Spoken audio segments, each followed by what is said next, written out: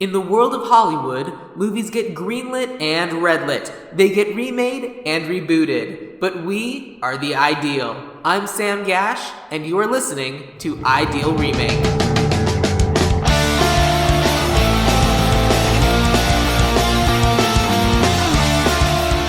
Thank you for listening to Ideal Remake. We take movies that either have been, will be, or should be remade and talk about what the ideal version of that remake would be. Today, we're pretending we're the guy, and we don't want to die. And sitting here pretending with me is my guest, who made me watch this godforsaken movie. Is Alex Caine. Hey. Now, Alex, is Pixels a movie that has been, will be, or should be remade? Maybe should be. Maybe should be? Maybe should be. All right. It might not have, should have been in a... It should maybe have never been made. That might be the way that I was... Ooh. This movie was a mistake, and... clearly Adam Sandler just got paid a whole lot of money to be bored for a while. Yes. So before we go too much further, you are a returning guest. You were previously on to talk about Mortal Kombat! Do. So just all video games all the time for you. That's the brand I am creating for myself. Good. I'm a big Love fan it. of video game movies. But for people who are foolish enough to have not listened to that episode, can you give us a brief rundown on who you are? So I'm a stand-up comedian in LA. I like hippos. I'm a very strange person. I'm a big nerd. I have a big Avengers bag. It is like pretty right great. here as we're talking, and I have a Batman notebook in front of me. So finding movies like this is always something I like. I love the concept of these kind of movies where they're like, video games are attacking Earth. Like this isn't Sold. It's one of my favorite episodes of Futurama that they made into a movie. It's so good. Is it an episode of Futurama, or is it one of the what if? The Tales of Interest. I think it's one of the what ifs, because I think it's one of those 15-minute long ones where it just ends pretty quickly. Mm-hmm. But it's fun, and I really like these kind of things. He's got his 2-liter bottle of Shasta and his All Rush mixtape. Let's ready do to this. go. But yeah. If we're going to talk about Futurama, I'm ready, and I have it memorized just in case. We need that, right? Futurama is the better version of most movies. Yes. So. Were you living in Los Angeles when this movie came out? No, I was in New York when it came out. Okay, so what was your first introduction to the movie? Did you see the trailer first, or did you see the posters first? Definitely saw the posters first, and the posters were very intriguing. I like the posters for this movie a lot. Because that was going to be my question. At what point in your excitement did you hear Adam Sandler was in this movie? Posters probably told me Adam Sandler was in this movie. Before this one and a few other ones, I didn't think Adam Sandler being in a thing was the touch of death quite yet. He wasn't good. This was 2015, so he had some flops, but it was one of those things where I'm like, hey, it's Adam Sandler. He'll be okay. It's like flop, flop, click. Mm-hmm.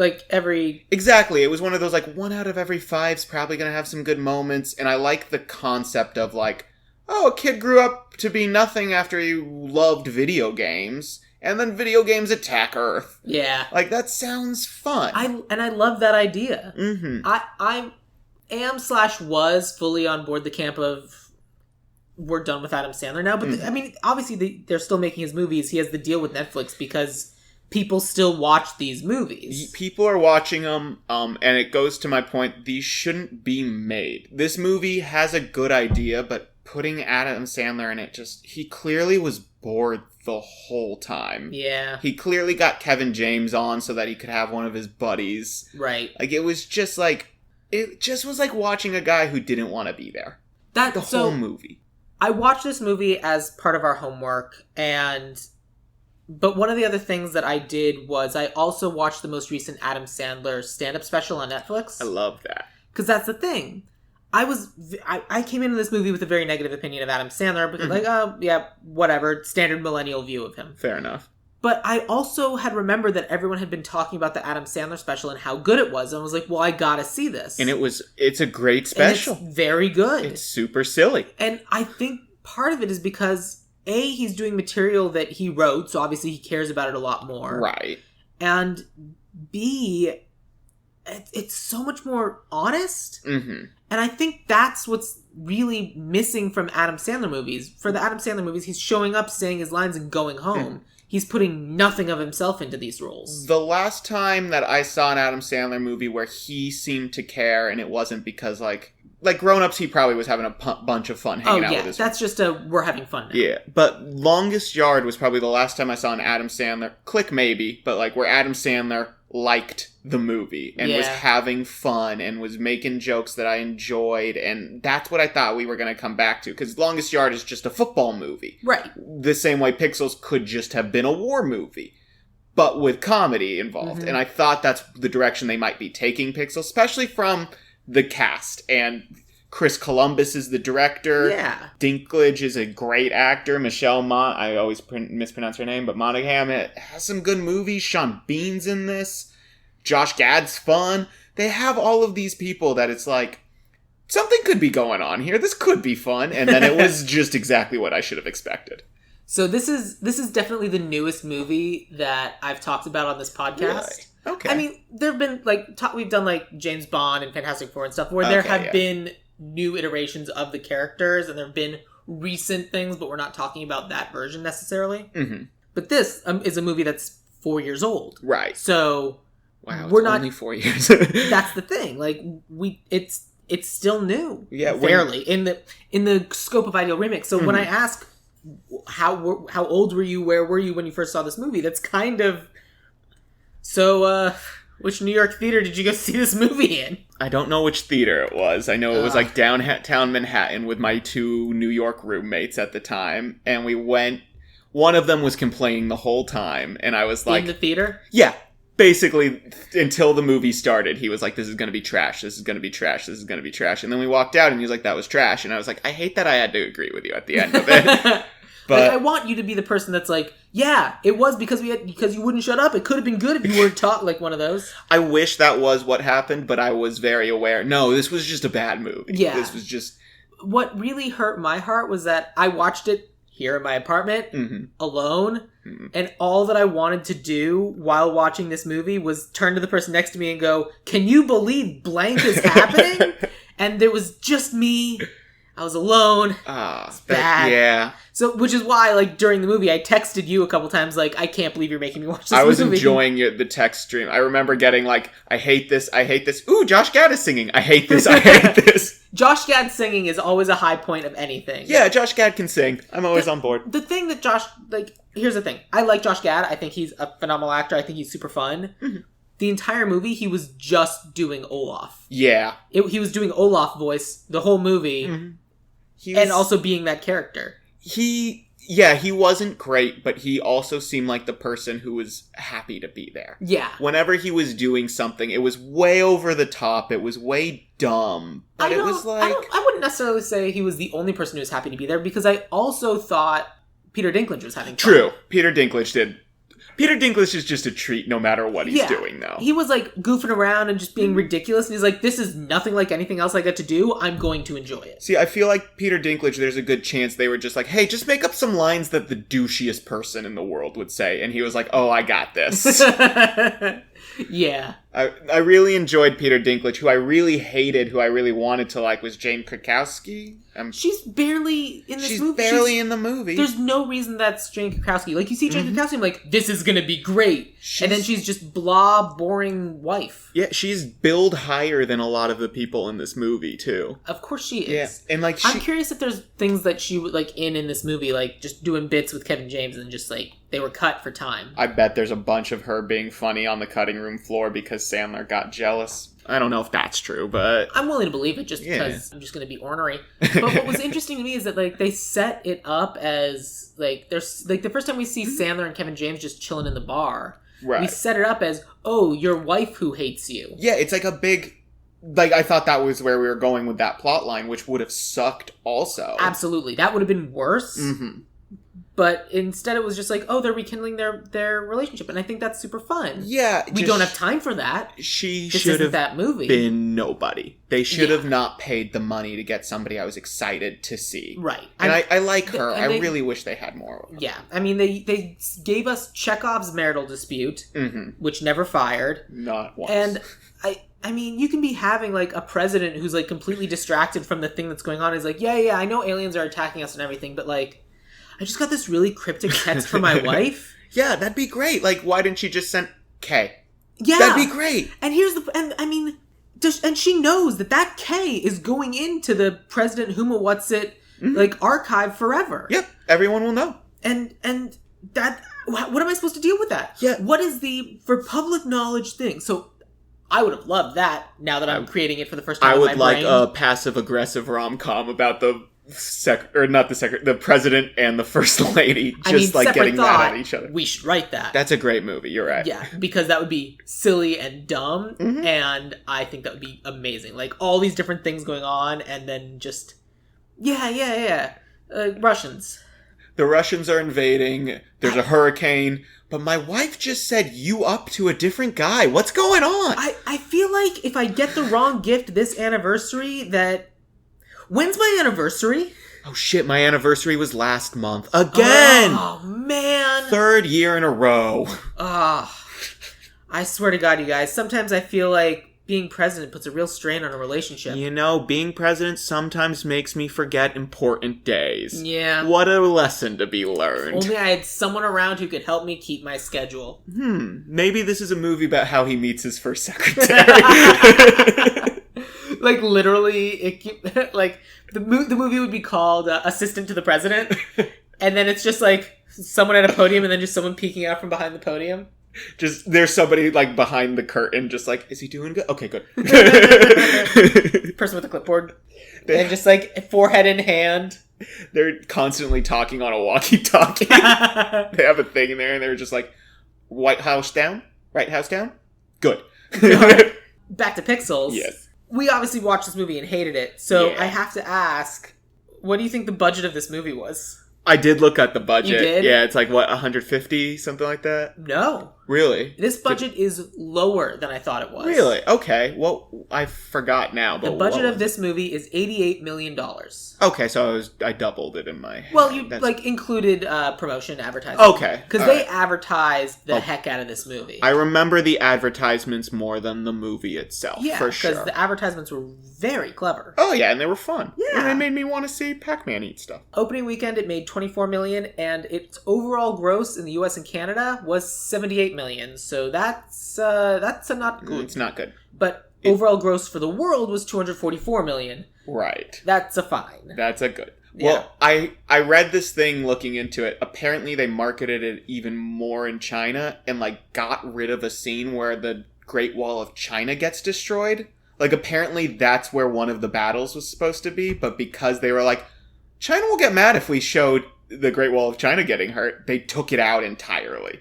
Well, hard to argue with the results of pandering to a single, very populous country. That's not good at all, and I don't like that they do that. Yeah, and it's stupid, and it's not a good movie, but if all you want to do is sell tickets in China, they found a way. Yeah.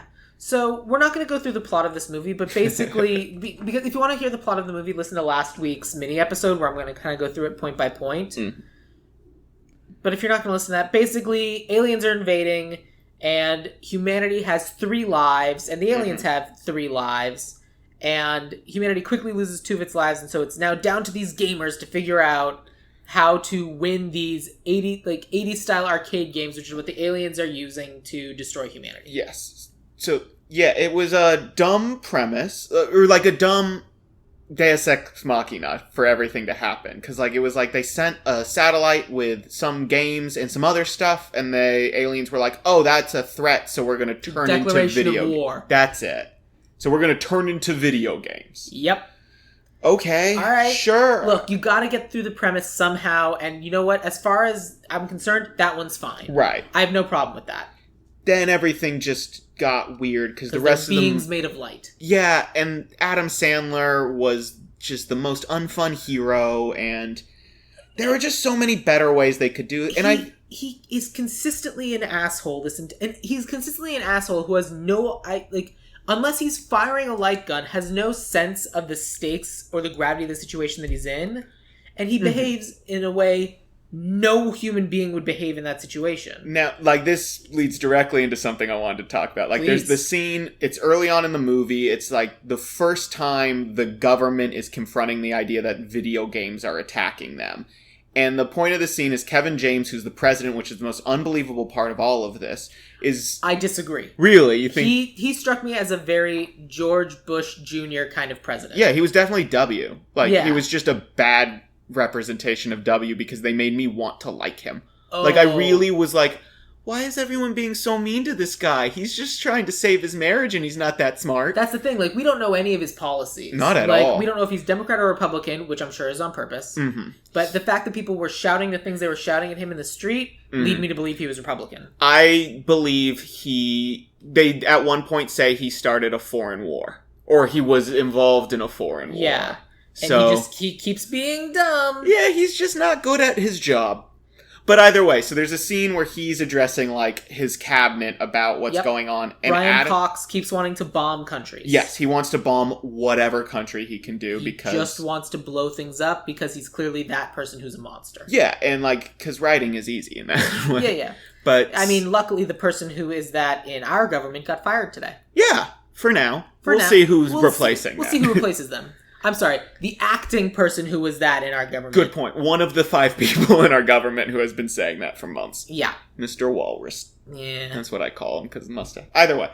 You did the right thing. But, so, there's a scene where he's addressing the cabinet, and then Adam Sandler walks in, unannounced, if I remember right. He just interrupts a cabinet meeting without fear of treason. The door is open. Yeah. To a high security cabinet meeting, and he just casually strolls in. The highest security cabinet meeting of all time. Correct. This event is so secret at this point. And the door is open, there's no guards, Adam Sandler strolls in and goes, oh, it's this kind of Galaga. Yeah, and then he starts insulting everybody one by one. He has, a roast joke for a lot of the people.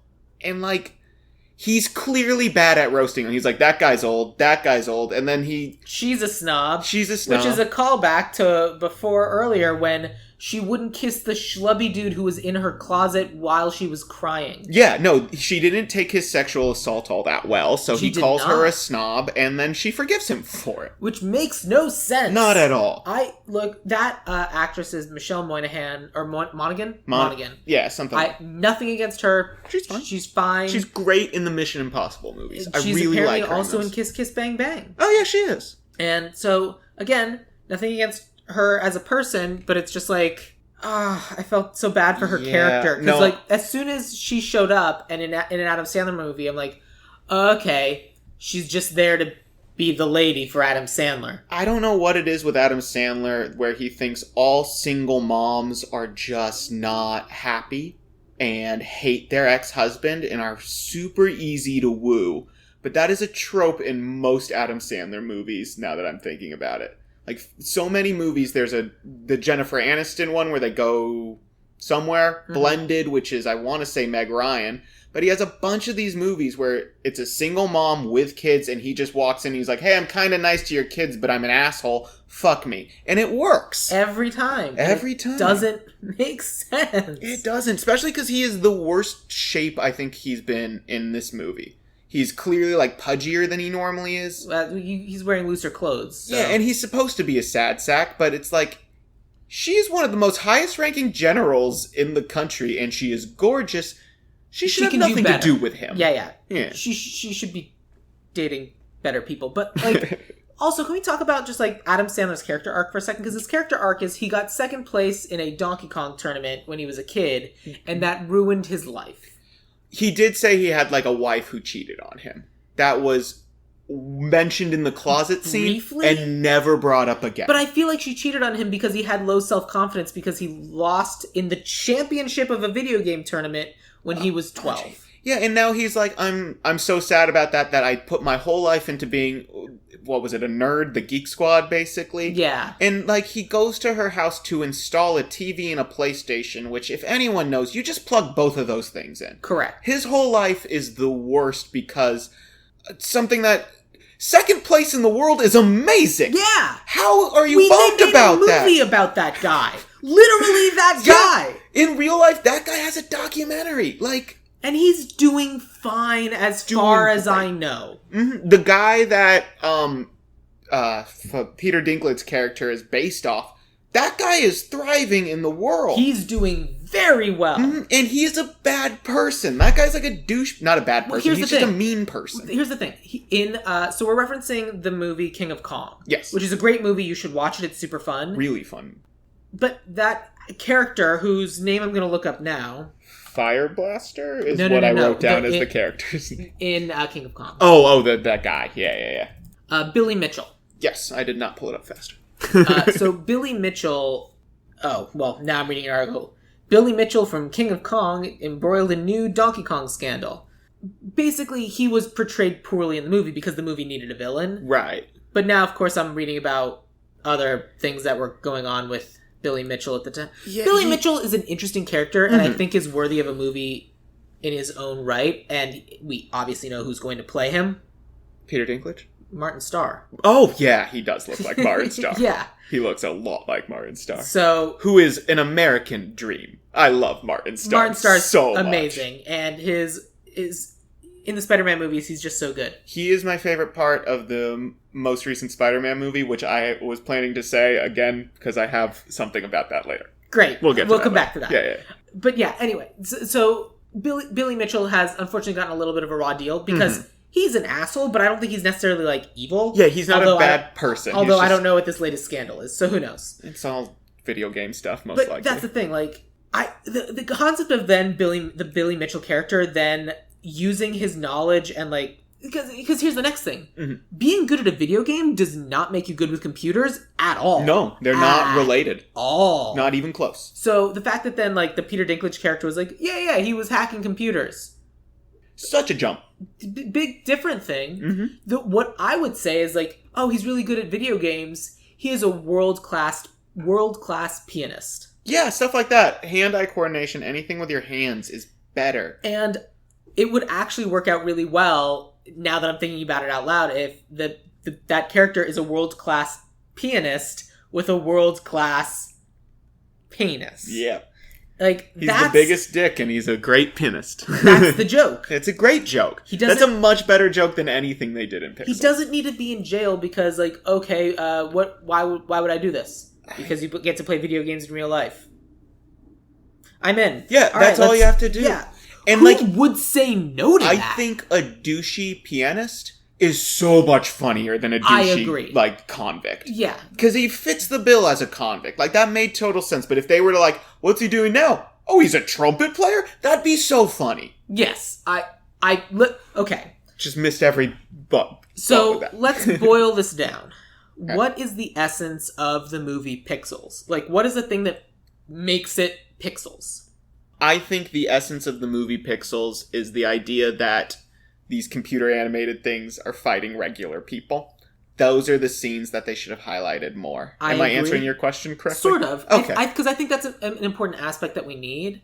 I'm thinking about it now also, and for me, I feel like the essence of Pixels is playing all these arcade games when you're a kid is not a waste of your time. Okay, yeah. That's a great theme of how I think this movie could have been handled. Which, in a modern era, we agree. It's not. We're not 65, 70 years old people who think that. Like, oh, those kids with their arcades. Yeah. Those kids are now our parents, and they were like, play some arcade games. And we're like, for sure. Yeah, it's super fun.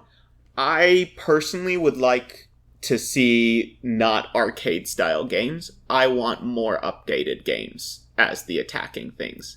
That's one way I would take it, because the arcade, you're wasting your life, wasn't as big as it was in the 90s when household consoles became so standard. I agree. And I think that would be a better, because I think that's when people were like, you're wasting your life on video games, because you could literally waste your life on video games in that situation. Yeah. And I think that'd be fun. Okay, so let's talk about that. So I agree with you. However, I think it should start with the 8-bit video games because that's when it was sent into space, so that's what they got. Okay. And so the movie introduces this concept of getting trophies. Like, we won this round, we get a trophy, and it's just a person. Yeah. Which is dumb and makes no sense. And then when the humans win, their trophies are the dog from Duck Hunt. Which they needed to do more with. The fact that was only in one little scene and never addressed again. I like the dog from Duck Hunt. That is a mistake. That dog needed to be popping up whenever something went wrong and just go... Exactly. Be so great. Because I have so many problems with Qbert. But again, we'll get to that. Whew. But what I was saying is, Qbert is a problem. Oh my god, what they do with Qbert is weird. It's bad. I do not like Qbert. But he's adorable. What I was going to say is, instead of having that as their trophy, that it's for every victory they win, they get an upgrade. Okay, I would like that. So they move from 8-bit Atari arcade-style video games to the next progression of video games from that. Not necessarily the photorealistic, but what's the next progression up from that is like Street Fighter, Mortal Kombat? Yeah, I would even I wrote down 5 video games I think they could have used. Tell me. Pokemon. I would love if they had like a Pokemon battle and you had to fight the Pokemon. I agree, because Pokemon are so dangerous. Like I was like, I want to fly in the back of a Charizard. No, that is you a don't. fire-breathing dragon, and it will eat you. Yeah, and if it gets spooked, it's dropping you. Yes. Yeah. There are literally just the mimics of Pokemon are just spheres that roll around and explode. Yep. There are bombs everywhere. There are magnets that go around just cuz. What'll that do to your computers? Just like that Ruin alone. it. Yeah. Done. But no, so I would love a Pokemon thing. Need for Speed or any sort of racing game would have been better than... I did not like the Pac-Man idea that it's like, oh, you can just run from it in the car. That game is a puzzle, and if you try to run from it that way, it's just not how Pac-Man works. I didn't hate it because I was like, all right, I guess that's kind of like Pac-Man. But they were like, instead of firing a light gun at it, hit it with your car. Literally the thing that's not going to work. Yeah. Hey, the guy who invented Pac-Man's here. I'm in this movie, and it's degrading for us both. And then he gets his handy, and that was such a dumb... It's bad. Like, it was in the trailer, and I'm like, that's not good. Yeah, that was in the trailer. I was like, that's not even the guy. It's an actor playing the guy. Is it? Yeah. Oh. So it's like, not a great look. But I would have liked Need for Speed. Yeah, it is an actor named Dennis Akiyama. Yes, he was in something worth note too. Repo Men? I think so. Pixels, Repo Men, and Johnny Mnemonic.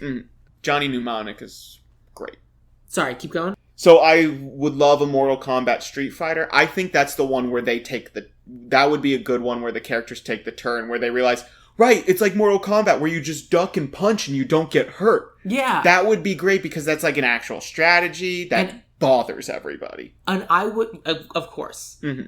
And I would love it if they actually played some video games that have cheat codes. Yeah.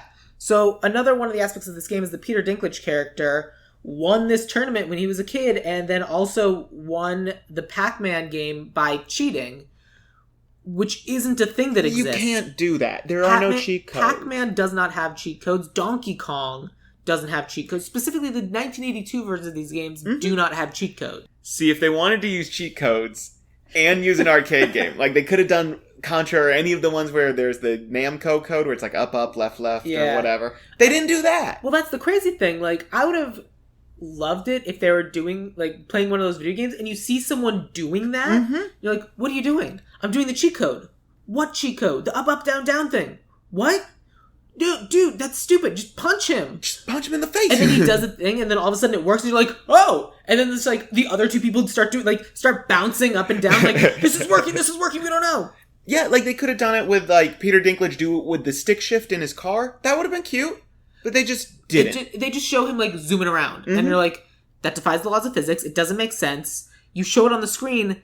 If that's what's happening, I want to see it happening. Right? I want to see Peter Dinklage crazy zooming around corners like he's the goddamn Flash. I want to watch him warp, but instead what we got was a bad, like, Apple Maps looking thing with a car that just warped from one place to another on a map, and then the general of the United States Army was like, how did you do that? And Peter Dinklage is just like, I'm that good. No one's gonna break physics in front of the army without them figuring out what they're doing. In their equipment. Because here's the other thing. Not only is this a sci-fi movie where that crazy level of science fiction works, they just established magic. Yeah. They say in the movie that she came up with all of this stuff in like 30 hours. She made it all. Yeah. She did it all, and she can't figure out how her car is working. And yet she falls for Adam Sandler.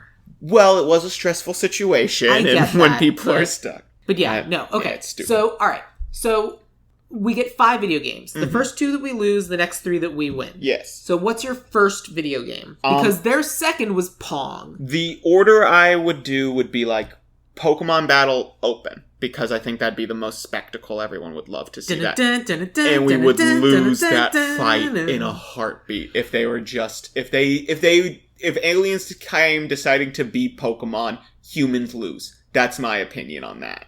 But that's not 8-bit. So, like, I still think that we should be ramping up. Like, start at, like, the 8-bit arcade thing. And here's the thing. I think starting with Centipede was a clever idea. And even starting with Galaga was fine. But I feel like the obvious one is, why didn't they start with Alien Invaders? Oh, yeah. Or Space Invaders. Space Invaders, excuse me. That would have been a great one to start with. Yeah. You're right. Like, you start with Space Invaders, and then literally they land, and then take a console, a video game, something. And then, what's the next thing that we lose? Well, it could go Space Invaders, then it could go... I like Centipede and Tetris. I feel like Tetris did not get used. I agree. Tetris would have been a fun one. They used it a little bit, like, at the very, very end. At the very, very end, which I could easily do better than that. I really should use Pokemon, but I think Pokemon should be the replacement for Pac-Man. I think it should be number 4. Okay. I have number 4 as Grand Theft Auto.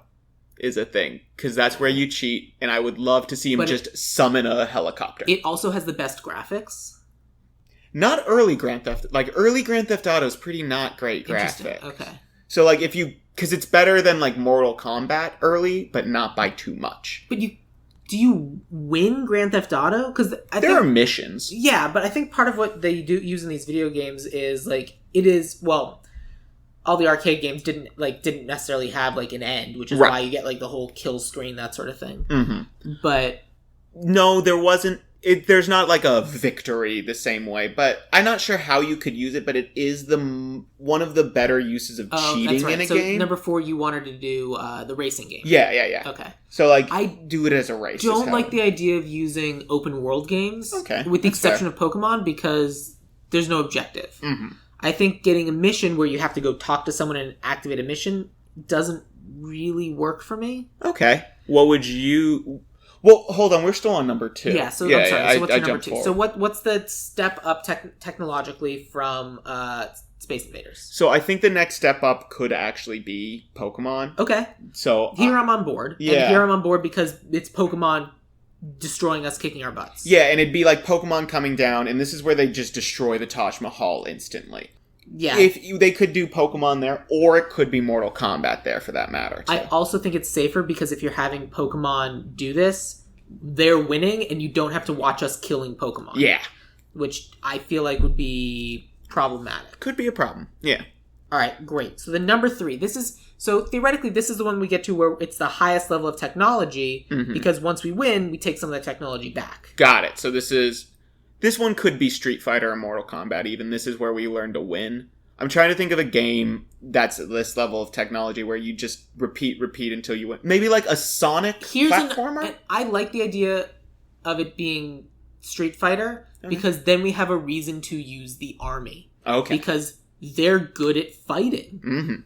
And they think they'd be good at Street Fighter, but it's not regular fighting. Yeah, it's just like they're literally throwing punches, and throwing punches does nothing against a fireball. And then Adam Sandler knows, oh, it's a fireball. If I just put my arm like this, that's a shield. Yeah, if you do the X or whatever with your arms, it blocks all damage. Right. And so, like, that's the sort of thing that he's trained and knows, because when you're a kid, you just practice doing that forever, and somehow you still develop that muscle memory. Yeah, you just know how to do it. Yeah, that's a good place for it, too. I agree. And so then, number 4, you wanted to be the racing game, Yeah, right? And the racing game with the most cheats that I think of is Grand Theft Auto. That's why I went with it. But I'm sure Need for Speed or any of those ones. This is the point where I would say Mario Kart. So I would agree, except I want the 5th battle, instead of all video games, to be just Super Smash Bros.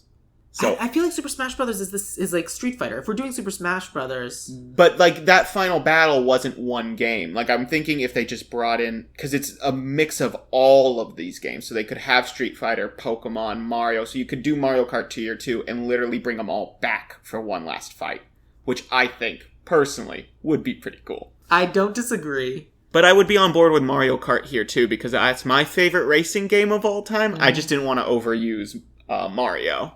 Or, like, Nintendo specific. They didn't use Mario in this at all. He showed up in that final battle thing, like, when... Did he? When, like, Josh Gad is running around shooting people, he's just one of the things that is in the background. Oh, I don't even remember. They had a lot of those, like, oh, there's Sonic. Oh, there's this guy. Oh, there's that. Like how they do in Wreck-It Ralph, where they're just kind of like meandering in the background. In Wreck-It Ralph, it works. Yeah, because Wreck-It Ralph, they put thought into the movie. Yeah, they didn't just acquire the rights and say, yeah, we got the rights, do the thing. And that's exactly what Pixels did. Because number 5 is just like, so it's everything everywhere, but what's the actual final game? Because it needs to be... Oh, like how they fought Donkey Kong at the final game. Because there's a chaos going all around, and that's Super Smash Brothers. That's open world. They literally get in the Grand Theft Auto car, drive around because it's an open world battle. Yep. I think the final I think it fight... also needs to be back to 8-bit. What about... Instead of 8-bit, we go back, but not all the way, and do, like, Mario 64 Bowser style, where you have to grab him by the tail and swing him around. I'm okay with that. That'd be a fun final fight, because it's Bowser. Yeah, that's true. Everyone wants their final fight to be against Bowser. Everyone wants a big dragon at the end. And I think Bowser is the best big dragon. Yeah. I just... Like, literally, they keep shooting Bowser, and it keeps not working. Yeah. Because that's not how you get rid of Bowser. You have to get behind him.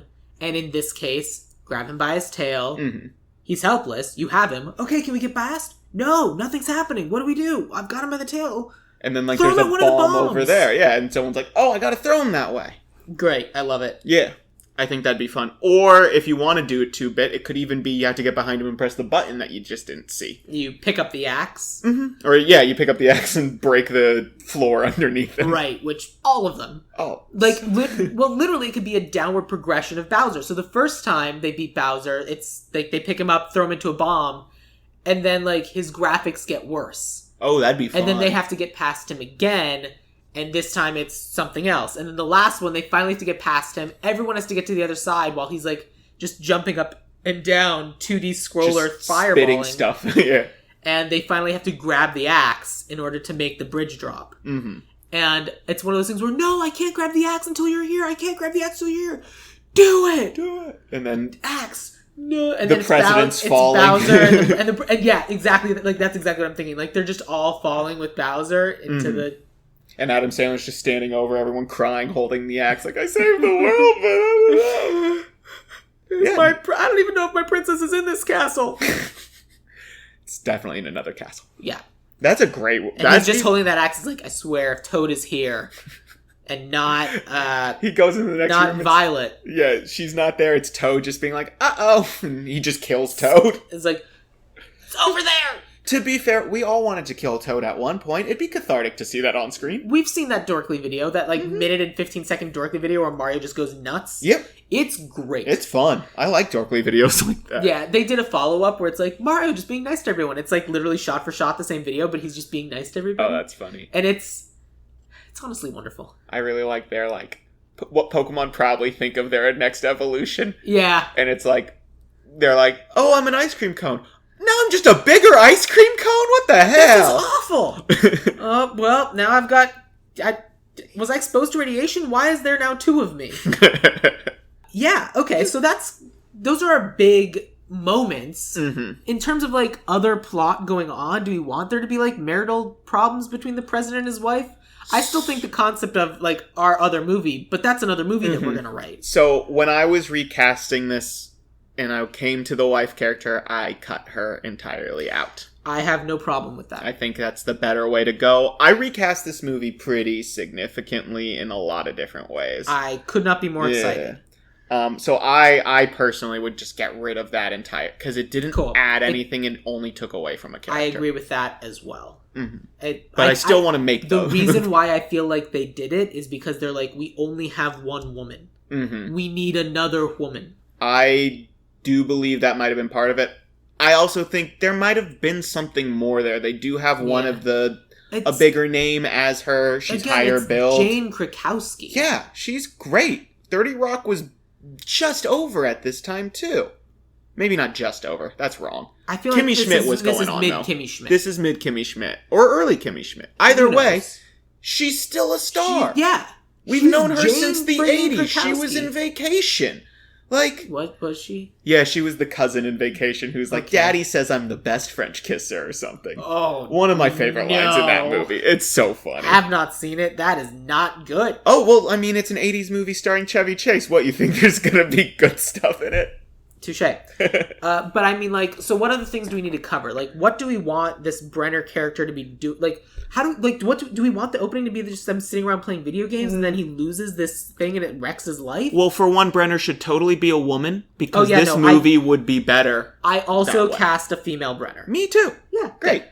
But no, it should start with, in my opinion, her getting second place. But it should start with her getting second place and everyone telling her she only got second place because girls can't win.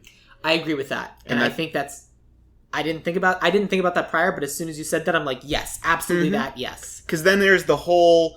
Because it doesn't destroy her life in that situation, but it sends a message that will stick with her forever. Just entrenched sexism and just like catering to the patriarchy. Yep. And then she goes to the army where they're like, a woman can't tell us what to do and how to fight these things. And she's like, no, but I'd probably be the best person. And they're like, no, fuck you. And it takes her the whole movie to be like, wait, no, I am the best person. Fuck you guys. That's a good arc. Part of me is like, it's a little on the nose, and I don't think women need to be told by two dudes like that they're empowered. Yeah, that's true. But at the same time, there's still people who believe this. Yeah. And while I don't think we should be as necessarily as overt as I think that we will be, it's Pixels. Mm-hmm. I do think that that's a better message than, look at this schlub. Yeah. He's our new god. Right. I'm not sitting here trying to tell women how to be empowered. I just think that's a good story. I agree that's with you. That's my track on it. I agree with you entirely. Mm-hmm. And I honestly think that's our story. It's just like, and she's friends with this person who becomes president because that's honestly hilarious. I really like that. Like that bit where they finally cut to like, oh, and your wife hates you. Yeah, but this and that. Yeah. And then we like see on the TV, President this made another whoopsie, and you're like, wait. What? Yeah. And your brain's slowly processing that they're doing the George Bush thing? The fact that the best joke in the movie is that he's president and that happens in the first 2 minutes is very telling of how bad of a comedy this movie is. There were some other moments where I genuinely laughed, but I honestly don't remember any of them. Yeah, I think I did laugh most learning he was Bush. Yeah. Like, I think that might have been my... But there were a couple jokes here and there. There were a couple jokes where I was like, I can't believe you made a human being say this. Like, when they're like, the first quote-unquote trophy, when they rescue the dude and they get him out, and he's like, why didn't my mama come and rescue me? Mm-hmm. And then they finally rescue him, and, like, the president, first of all, totally irresponsible as a president to be involved in there at all. But also... For so many reasons. For so many reasons. But also, like, when he shows up and he's like, he rescued that army guy, and he's like, you're my second favorite president, but you know Obama's still my guy, right? And like, we get it, you're black. Mm-hmm. And I'm like, oh, no. And it's a shame, because that guy, Afion Crockett, pretty funny guy. Probably. I really wish they just let him make up his own lines, kind of thing. He's a pretty solid stand-up, and he's on Wildin' Out, so, like, I've known him for a long time, but he's always doing those kind of roles, because he needs to pay the bills. And... Who doesn't? Exactly. Like, I will usually never judge the performer for doing something like that. I don't judge anyone for joining this movie except Adam Sandler. He is the only person who it was like, you should have just said no, man. Because here's the thing, like, he's not having fun with something that's clearly looks like it's going to be the most fun. You're getting to play live-action video games. For just worth saying, I don't want to change the plot of this movie. Yeah. The plot is fine. I want to change the tone of it. Like, I don't think this movie needed to be enjoying this movie. Yeah. This movie should have been a comedy the same way, like, Endgame and Infinity War have jokes. That's my take on this kind of thing. I don't need so many jokes from Adam Sandler constantly. I could take a few good jokes here and there, but... You want this to be a Marvel-style action movie? I think that's how I would like it. I disagree, because I think this concept is too zany, and they need to... It needs to be a little bit too silly for it to actually be that serious. Okay. I like that. Like, I feel like it needs to be on the level of, like, Galaxy Quest. Okay, so even campier then. Yeah. Okay, That level of comedy. Yeah, like, crazy things are happening, like, crazy serious things are happening, but at the end of the day, this is a comedy. Right. It is a comedy first, everything else that's happening is second. Those things are still happening. What about more like to keep the Marvel thing from me, just like the idea of how like Thor Ragnarok, definitely a comedy over an action movie, but still an action movie. Is that the kind of... Closer. I like Galaxy Quest a lot. I don't know why I'm arguing with that. That's a great way to take this. I mean, at the end of the day, it's the reason why is just whatever it presents first. Like, that's a Thor movie first and a comedy second, as opposed to Galaxy Quest, which is a comedy first and the sci-fi movie second. Second. That's how I would organize it. Fair enough. Because I think this movie could have been good if the jokes were better. Because that's what it's missing. It would have helped if the jokes were better. The action movie elements are fine. It needed to be a better comedy. I do disagree. I did not like the action element. I felt like there were a lot of like, we're showing that this might happen, and then it happened. And it happens off screen. You're right. I would have liked a lot more, like, seeing them actually fight the centipede kind of thing. Like, that actually was the best fight. But, like, most of them were a lot of just... far that was the best fight because it was the only fight. Because it was the only time they actually fought. Yeah, I would have liked to see the army fail at fighting Galaga. That would have been fun to watch. I 100% agree with that. And I would have liked more of those kind of action set pieces, which any superhero movie for their gives. Second game, Pong. Yep. The least... And then they redesigned Pong. It's literally the least interesting game they could have picked. It's not even like arcade game. It's just some... Like, it... I don't know if it was ever in arcades. It probably was, but it's just a stick going up and down. That's all you need for Pong. I agree. God, they just made so many bad choices. They made the same choices that I think, unfortunately, Adam Sandler has made with a lot of his career. And I know we keep ragging on Adam Sandler, but honestly, he deserves it. It goes back to it. They picked the lazy choice. Mm-hmm. They picked the lazy choice with the love interest. Like, oh yeah, it's a hot lady. They're gonna get together because he's the star and he's a hero. What hot lady wouldn't want that? Mm-hmm. Many of them. Video games. What's a video game you've heard of? Centipede. Pong. Sure. What? Q*bert. Why not? Yeah, that's a character. In retrospect, and going back to it, I'm not that as big a fan of Ready Player One as I was when I first read it. The movie's terrible. Yeah, I was questioning where we were going. I still love the book. It's a fun book. I did enjoy it. But it's one of those things where, like, when people have pointed out some problems in it to me, I'm like, yeah, you're right. Mm-hmm. But, like, what made it interesting was they picked obscure things. Right. Like, they picked Joust. Joust was a huge part of that book. And right. It's a weird thing that, like, people who grew up at the time were like, oh, yeah, Joust. Because it was popular at the time. Yeah, they picked the games that we know about now, but those are not the games we knew about then. That was, like, a big problem with the movie. Like, the book, one big part of it was that they had to live through war games. One of those, like, really B-list movies because it was that guy's favorite movie for exactly. And then in the movie, it was The Shining, which everybody knows The Shining. Everyone knows The Shining. And did not fit in that tone of movie at all. No, not at all. But this isn't about Ready Player One. I mean, it is a little bit, because the failure of Ready Player One is very similar to the failure of this. Exactly. There's a lot there. I mean, look, this is a very, very hard movie to get made. There's a lot of IP here. Right. And I know that it's very difficult to get something like this made if you're not Disney making Wreck-It Ralph, and you're Disney saying, we can do this. And everyone else going, you're right, we're sorry, please don't buy us. Please don't shut us down. And I understand that it's difficult with that, especially because these are things that have existed for a long time and are owned by other companies. And Nintendo's one of those companies like Disney that is real hard to get some of that IP. Yeah, I just talked a few episodes ago about the Super Mario Brothers movie. Because of that movie, Nintendo will never make another video game movie. They are making a Super Mario Illumination movie by the people who made, like, Minions. I disagree with that. I agree with you. It cannot be good. It's not going to go well. No. I'll say that immediately. But, like, so we get that it's really, really difficult to make these kinds of movies, and we get that because of that...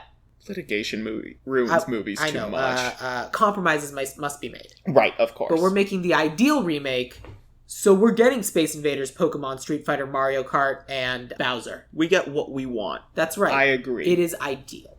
Mm-hmm. And so with that in mind, I honestly think it should just be like...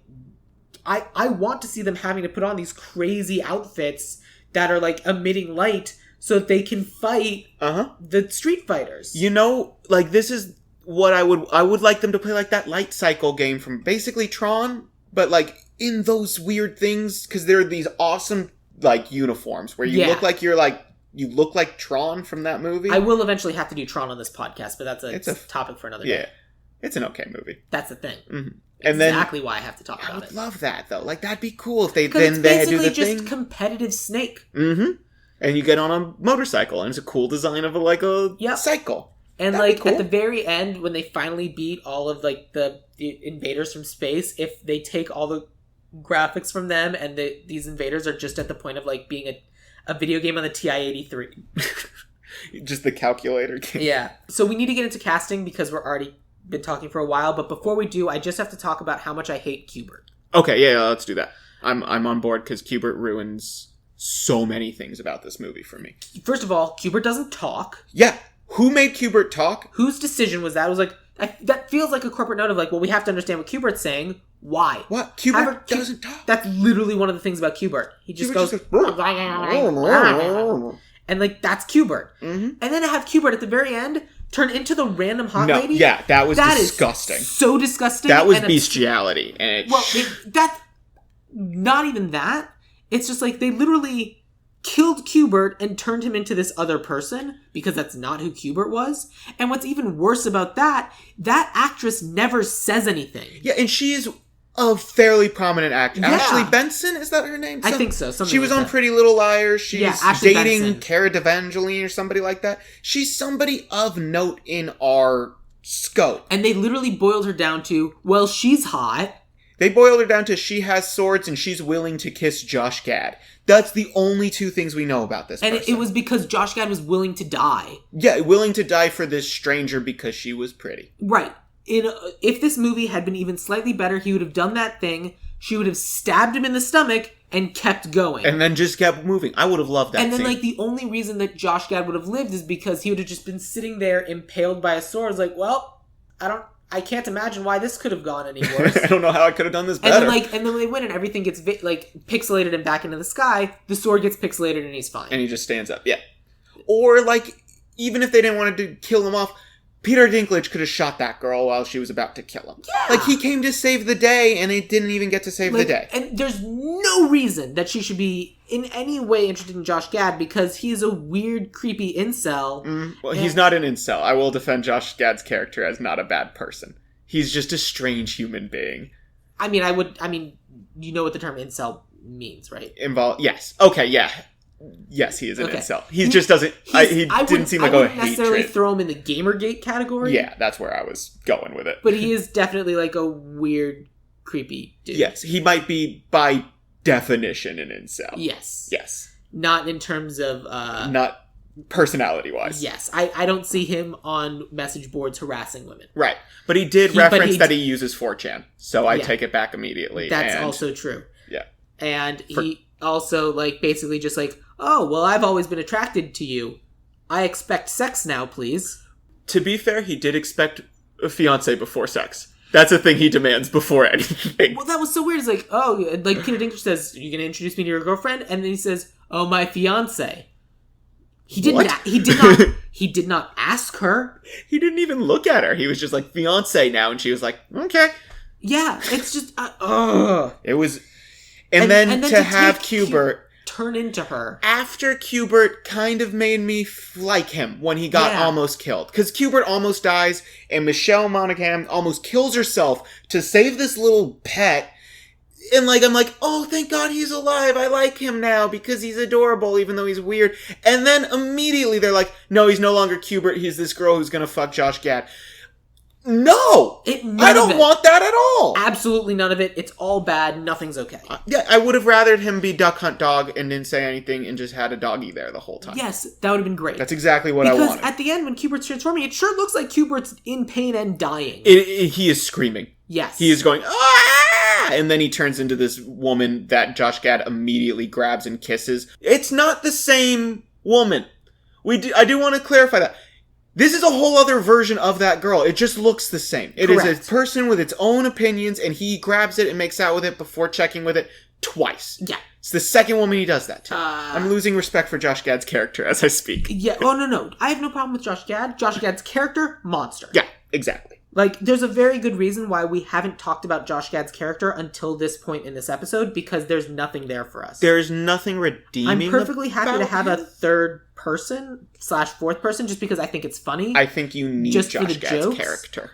But, like, oh my god. You need that character to make the plot move. Yes. I like the idea of them having a conspiracy theory buddy. Do you want to get into the casting now? Because I have a good idea for Josh Gad's character. Do you want to start with Josh Gad's character? I'm on board.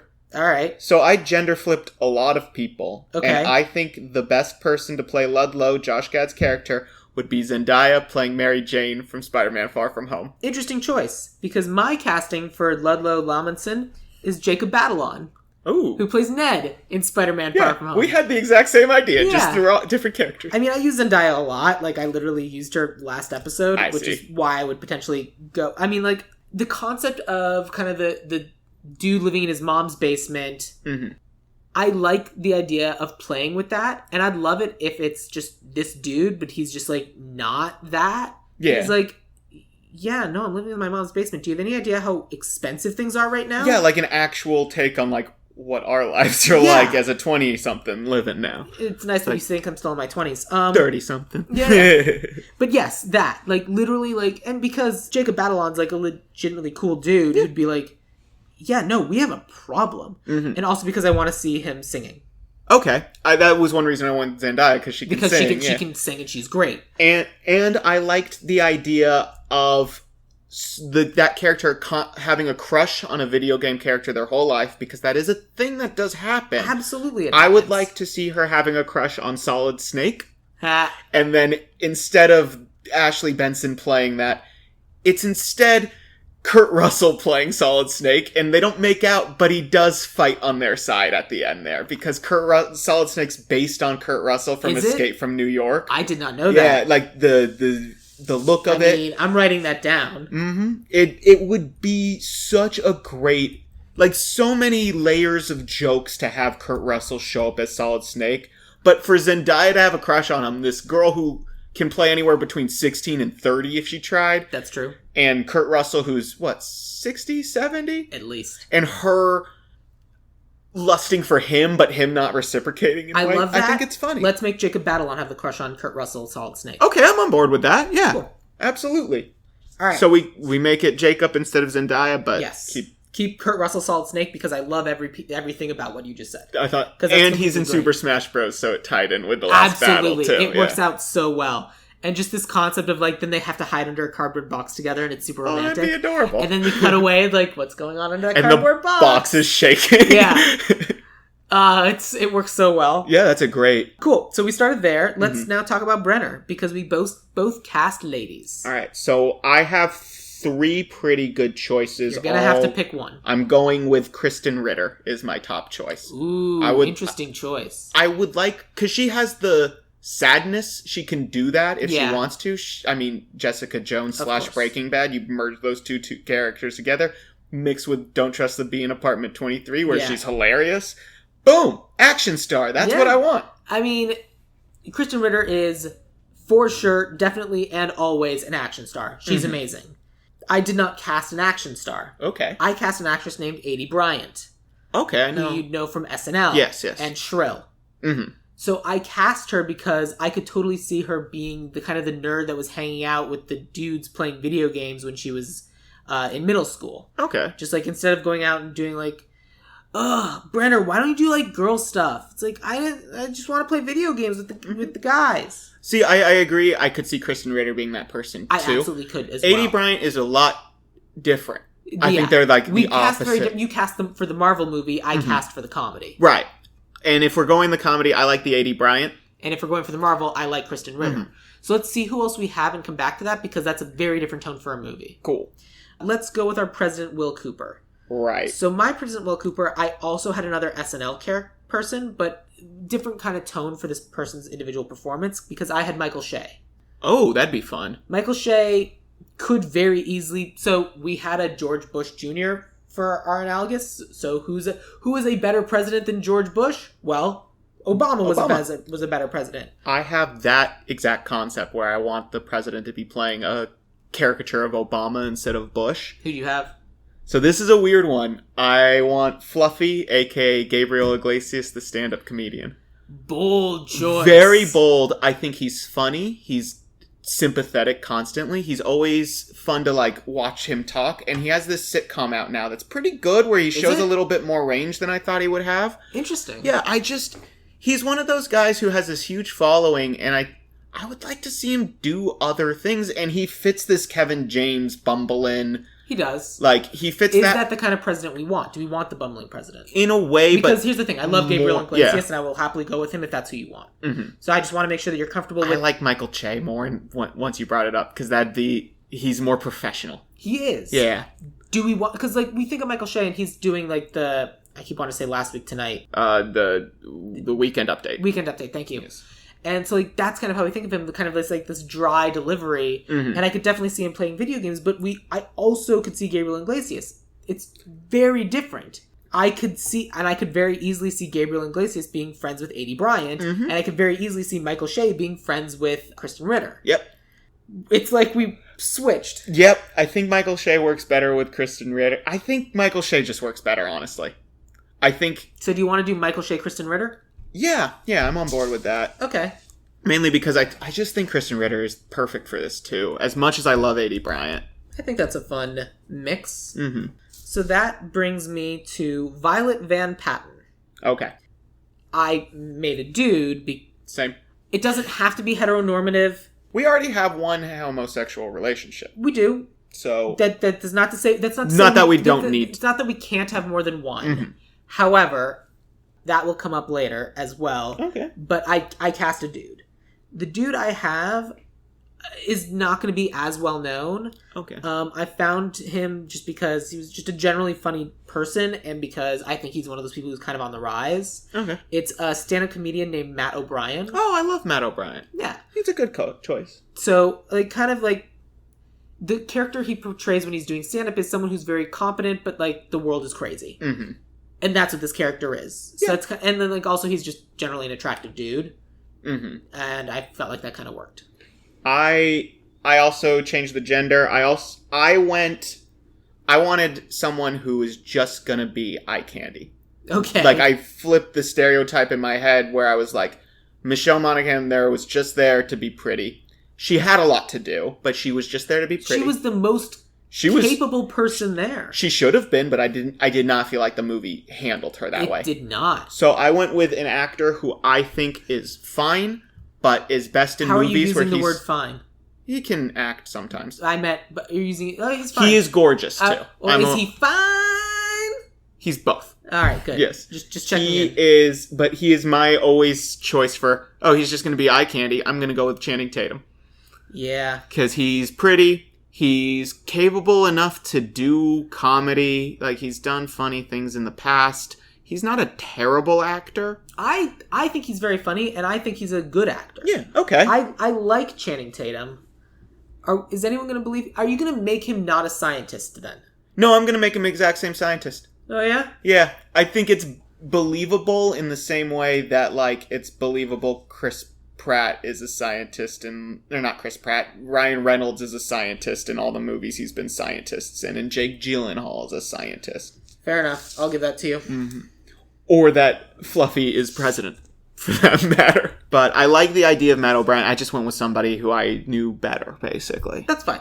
Like, Channing Tatum would definitely put more butts in seats. Mm-hmm. I feel like we'd have to come up with some in-universe reason for that. Mm-hmm. And I would love it if Channing Tatum is a nerd, and it's just like a ridiculously huge nerd, and the first thing that he invented was something to make him hot. Okay, I would like that. And, the first thing he invented was like a pill to take or something. Yeah, and literally doing that, he immediately got recruited by the government. Mm-hmm. And... Yeah, that makes sense. Yeah. I don't want him going through a divorce. I don't want any of that. I'm perfectly happy having him be a single dad. Because I honestly think a child is important in a movie about video games. I like the child being the third trophy that they take, too. I thought that was a good, okay, they knew what they were doing there. Yes, I agree with that as well. Because they need a princess in another castle. The princess is just like the kid. Exactly. And I don't necessarily have a problem with them rescuing a kid as opposed to having a problem with them rescuing a princess. But I digress. Yeah. But I think it would be funny if, like, Channing Tatum was like, yeah, all of a sudden I was hot, and, like, I knocked up this lady. I didn't know about protection. It had never come up in my life before. He just has no idea how the world works around him. Because, like, as soon as... Because he was this person who was kind of, like, tucked away, and then he, like, made himself attractive, and then he's been tucked away by the government. And I would love a scene of him... Because there's a robot in this movie, and we don't talk about it. They never talk about it. They never talk about... I forgot about that robot with this amazing brain thing, and Josh Gad's falling... Like, what can you do? And they never answer. They almost build a really interesting world, and then keep hedging. Yep. It's like they had an idea of other movies to make. Yeah. And they were like, fuck, we need to make this Sandler one first. Did they think they were going to do Pixels 2? I think they did. I don't like it. I think they did. Like, because there's just so much in that movie that needed to be explained that they had to have, like, at least thought they were building a universe. We're going to a government secret site. Well, of course the government has robots. But what? Like, do that? I want to know more. Like, I was so curious about that. The avocado head dude. But that brings us to Eddie. So, here's the thing about Eddie. Or what was his name? Fire Blaster. Fire Blaster. Yeah. The thing about Eddie that I think is important is part of the reason why they cast Peter Dinklage is because Peter Dinklage is a phenomenal actor. Yes. But I think because they got to cast Peter Dinklage, they also got to cast the young little person who was portraying him. I thought that was Peter Dinklage in, like, CG stuff. I did not realize they got a younger person to play him. I assumed they did. If they didn't, now I'm mad at this movie. Uh-huh. I'm looking this up. Yeah. Hold on. No, it is Yeah, it's a different person. It is a different person. It's Andrew Bainbridge. That is good. And I think that that's amazing. And one of the things that I've been hearing a lot about recently is actors with disabilities and how they're the least represented group in Hollywood, especially the groups that aren't necessarily, like, physically presenting. Mm-hmm. So whenever they need someone in a wheelchair, they'll cast someone who can walk around because it's easier than getting someone who's really in a wheelchair. Right. So I went with an actor who has a disability and is working towards more representation for actors with disabilities. Okay. And literally has a show out right now about being a person with disability. So the show is called Special, and it is written and starring an actor named Ryan O'Connell. Okay. Now, I listened to a writer's panel interview with Ryan O'Connell, and Ryan both has cerebral palsy and also happens to be very flamboyantly gay. Okay, that'd be fun. And to the point where he kept, like, during the interview, he kept saying LOL in reactions to things. And the first time I was like, oh, that's funny. Second time I was like, okay. And the third time I wanted him to die. LOL. It just kept happening. I bet. And so it was one of those things where, like, kind of like a Billy Eichner style character where it's like that level of villainy, and it's just like you're just being an asshole, but we can't call you out on being an asshole. I love that. And so with that in mind, even though we're doing the Jacob Batalon with the crush on Solid Snake, we could also very much have the Ryan O'Connell. I'm on board. I think that's better than because of what you were saying, I started changing my casting immediately. Because my original cast was like one of the Chris's, is what I wrote down. Chris Evans. I think it'd be really funny to watch Chris Evans be a douchebag again. Yeah. Or Chris Pratt, or Chris Pine. Any of them could be a douche. No. But you're right. It's so much better to keep somebody with a disability. I thought Josh Blue, because he's got CP and he's also an asshole. And, like, that's his bit, that he's an asshole. But I think you definitely thought this through way better and have a much stronger point. Cool. Ryan O'Connell it is. Yeah. Then I have 4 more roles. Okay, I only have 2, so... Did you recast the kid? I did not, because I just said kid could play kid. Right. I don't know who will be a kid. That'll be on the horizon. I went with... I mean, if we start filming now... Okay. I went with an actress named Kaylee Fleming. Where's she from? She's been in Star Wars, Walking Dead, Peppermint. So basically, this kid's already a nerd icon. Let's put her in the video game movie and make her really the nerd icon. Okay. I'll go with it just because you didn't say one of the kids from Stranger Things. Correct. Yes. Everyone says the kids from Stranger Things, and they're too old. Mm-hmm. And that's all I was thinking. I was like, well, we can't do the Stranger Things kids. Who else? What other kids do I know? It's Stranger Things and It. Those are the kids. I was thinking maybe the littler kid from Blackish, but... He comes up too. Yeah. Or she comes up too. Both of them. Yeah. Little kids, I should have said. And so, like, because one of the things about this movie is there are a lot of people who are playing these roles, and this movie's 4 years old, so a lot of, like... They could have played him again. Yeah. Brian Cox could still very easily be Admiral Porter. Yeah, you don't even have to change But him. I cast someone else anyway, because I just went with a full different... Who did you cast as As blow everything up general guy? J.K. Simmons. I did Laura Dern.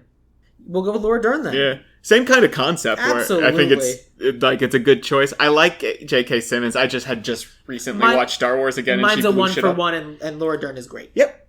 I think it's... That's amazing. Mm-hmm. So then I've got... So you threw out the First Lady, which I'm perfectly happy to do. Let's not even talk about the First Lady. Yeah. So the last one that I have is that 1982 Championship MC. Oh, so you want to get rid of Dan Aykroyd? Well, I want to replace Dan Aykroyd with a slightly better Dan Aykroyd. Okay. So who did you get? Bill Murray. Okay, I'm on board. Okay. I do have one other cast. Please tell me. I replaced Sean Bean playing what I assumed was just Sean Bean with just Sean Bean. I think he could keep playing that character, but I think he should die. Can't. If we were casting Sean Bean, yes, he should die, but unfortunately we can't cast Sean Bean anymore. He's done things. Okay. Fair. I missed that. It wasn't very well publicized, but basically because he was in Green Book, he was like, I forgot he was even in Green Book. It's cool for me to say the N-word. I was in Green Book. Real. Well, okay, so Sean Bean can no longer play Sean Bean in this. I feel like Sean Bean needs a couple years time out, and he needs to actually come forward and say, I was wrong. Here's why. Yes, I will agree with that. Was unaware of this story, and it should be told to everybody more often. So instead of Sean Bean, I'll have Kit Harington play Sean Bean. Great. And Corporal Hill, Kit Harington. Yes. Done. I just thought it was funny that Sean Bean was in this movie to begin with because he made no sense so as weird. that character. Because as soon as he walked out, I was like, is that Sean Bean? Mm-hmm. Why is he here? We're in Australia. Okay. But it's Sean Bean still. And then the Prime Minister of England was Fiona Shaw, who is Miss Dursley from Harry Potter. Yeah, that was so weird. It was just like a weird few moments. Those bits weren't funny. No, they were terrible. When they were like, I don't understand what you're saying. Neither do I. Oh, God, such a weak Accents joke. are funny. But we also understood what she was saying. It wasn't like she was British. It wasn't like she was Dutch speaking English with some weird, crazy accent. Like, she was British speaking English. We all understand. Alex Caine hates the Dutch. No, they just are hard to understand sometimes. Alex Caine says Dutch should stop talking. You know what? I'm not digging myself out of this hole. You can just throw some dirt right on top of me. I'm done. All right, cool. So that's all of our cast. So now Yes. we got to talk about our writer and our director, unless you had a writer-director. I kind of did have a writer-director. All right. But I did decide that I want the writer to be separate, so I decided that the writer-director was only going to write, and I got a different director. All right. So tell me who's just writing. So I started with Taika Waititi as the director, and then I decided, no, that guy can write it. I think he's smart. I think he's great. I love him. I think he could write this, and I think he'd do a really good job. He comes up so much. I'm sure, and he's huge right now. Are you going to see Jojo Rabbit? I saw early screening of it. Oh, you've seen it already? It's so good. Is it? I love stupid Hitler. Like, as a Jew, I think it's funny to portray him as an idiot. I just watched a whole video about how, like, making someone look ridiculous is the best way to parody them. Mm-hmm. You can't do a satire where it's drama because you make them look cool, and you can't make them look cool because then you've got a problem. But yeah, Jojo is great. As my alternative to the obvious amazingness that is Taika Waititi, I went with Michelle Mulroney and Kieran Mulroney. And the reason why is because they haven't done as much. Mm-hmm. But they've done kind of this genre of thing. Mm-hmm. So kind of their fun action movie is a movie called Paperman, starring, Ryan Reynolds. Yes. I have not seen it, but I am aware it exists. Same. They also wrote the Sherlock Holmes sequel. Sequel. Okay. And they wrote Power Rangers, like the new action Power Rangers movie. Okay. So all of the things I saw that they made, I hated. So no. I liked Power Rangers. I did not. But I also saw it on a phone screen, so that might not have... I was on a plane or something like that, yeah. But, like I said, probably go with Taika Waititi because he's great. And if it's the ideal remake, we know he's good. Yeah. Fine. I'm just... Who's your... trying to get other people. Yeah, that's fair. So my director has been someone who is listed and presents herself as the high concept director. She does high concept movies, and she does them well, and she is a actor's director. She's directing the new Charlie's Angels movie, and she directed some of the Pitch Perfect movies.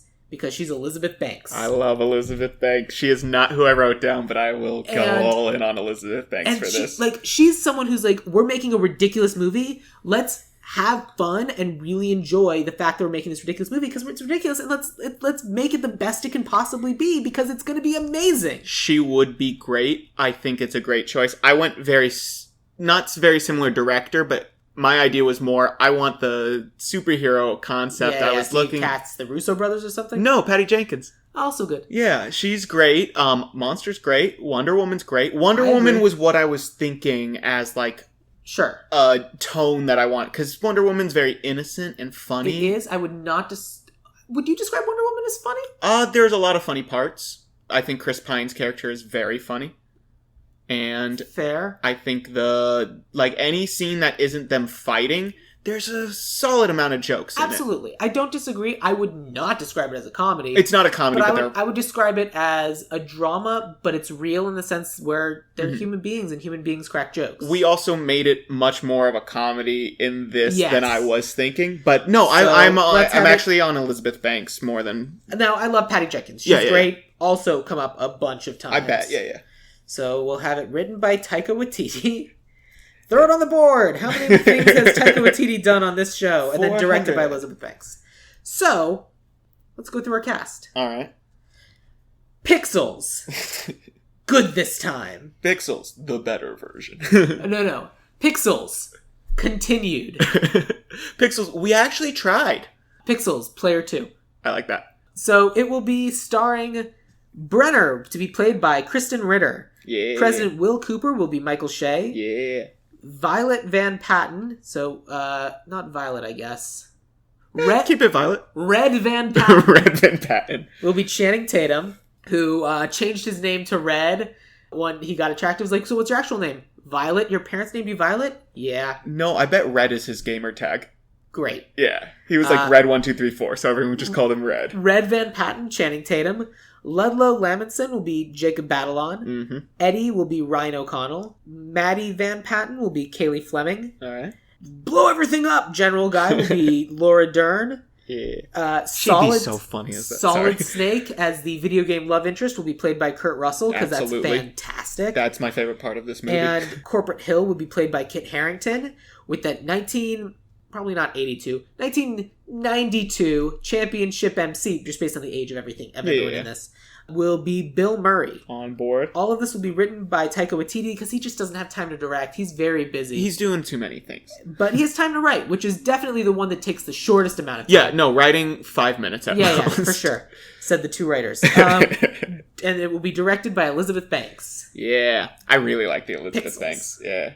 It's a great choice. And our 5 video game sequences are Space Invaders, Pokemon, Street Fighter, Mario Kart, and then like a kind of a big battle royale open world. Super Smash Bros. No, not Super Smash Brothers. Because it's open world, it will be Grand Theft Auto. Grand Theft Auto, but then they have to go beat Bowser in the castle. Got it. Which just makes sense because that's what you do when you have to beat a final, like go to a place and beat a... Yep, that's you not have what Donkey to go Kong to the is, place. You have to but that beat is what Bowser is. Yes, very much true. By doing the 3 things. And it's great, and I love that idea. And I think instead of Mini Coopers as the cars, they have something cool. I don't know what it is. Maybe an Acura, Lamborghini, who cares? It's a racing game, right? Mm-hmm. And it's Mario Kart? Oh, yeah, they have go-karts. Yeah. That'd be fun. I just remember... It's the government-made souped-up go-karts. With a Chrysler logo on the side. I mean, yeah. Whatever. I don't care. It just sounds great. Yeah, no, I'm on board for government-made because it needs to be something open so they can throw their weapons. What if it's a lime-made go-kart? Like, instead of scooters, they're making go-karts. Jesus. Well, what I was going to say is that I always love this concept, but like the concept of Double Dash, where someone's driving and someone else is throwing the things. Love that game. Yeah, that's a fun concept. Cool. All right, just like weird, random weapons. I mean, wouldn't you love a scene, well, it's not Zendaya anymore, but Ned, I'm blanking on his name. Jacob Batalon. Jacob Batalon driving around with Kurt Russell shooting people standing on the back of a go-kart, and he's just like shooting at different video games as they're passing. That is amazing final sequence and needs to happen. I would love that so much. We all would. Yeah. And then we could also have any of the characters we chose just hanging on the back of the cart also helping out too. Yeah. Be fun. And not appearing in this movie, Cubert. No Cubert. No Cubert. Do you have any idea of a trophy you'd rather?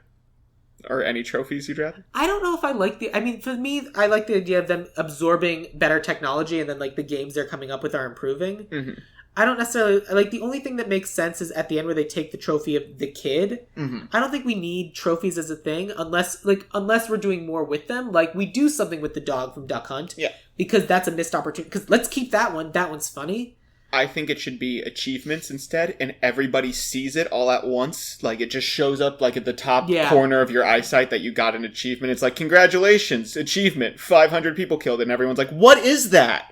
And they can't grab it, and it's just there, and it's just there, and that's it.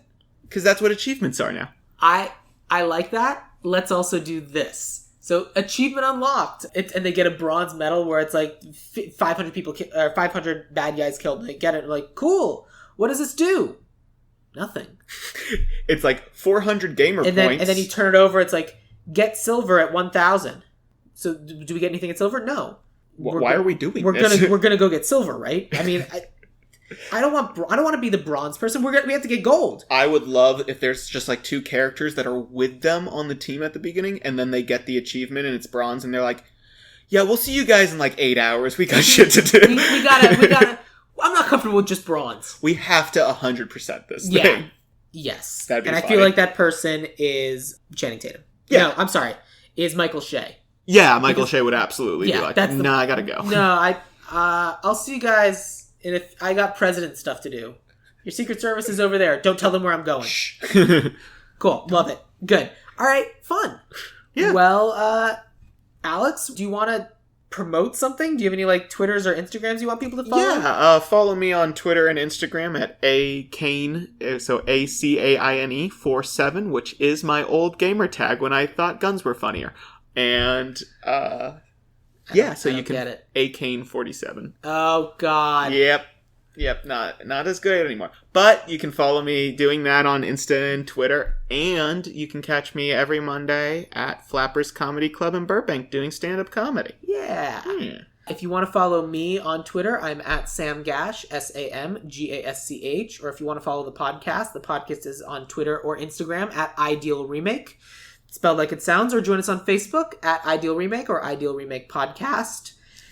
Leave us a review, do some 5 stars. It helps me, it helps the show. I appreciate, and honestly, I love you for it.